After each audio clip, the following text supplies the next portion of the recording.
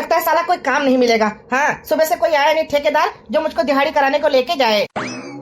अरे वाह, लगता है भगवान ने सुन ली। जी साहब बोलिए। देखो मेरे घर पे ना लेबर की एक जरूरत थी, क्या तुम चलोगे? अरे वाह, लगता सही में भगवान ने सुन ली है।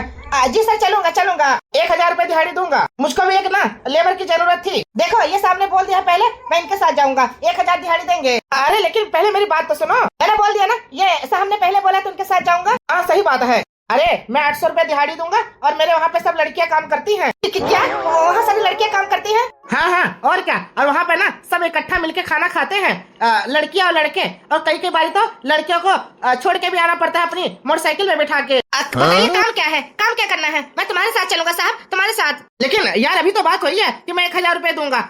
तुम कह रहे हो 800 रुपए दिहाड़ी के साथ जाओगे? साहब तुम चुप करो, मैं इनके साथ ही जाऊंगा। हाँ देखिए मेरे यहाँ लड़के जो काम करती है ना, कई बार छेड़छाड़ भी कर देती हैं, लेकिन उस बात का बुरा मत मानना। अरे साहब अब रुलाओगे क्या? बताइए काम क्या करना है? मैं तुम्हारे साथ चलूंगा, आप मुझे 500 रुपए दिहाड़ी दे देना, मैं तुम्हारे साथ ही काम करूंगा। अरे यार ये क्या हो गया, ये तो इसके साथ जा रहा है मेरा लेबर।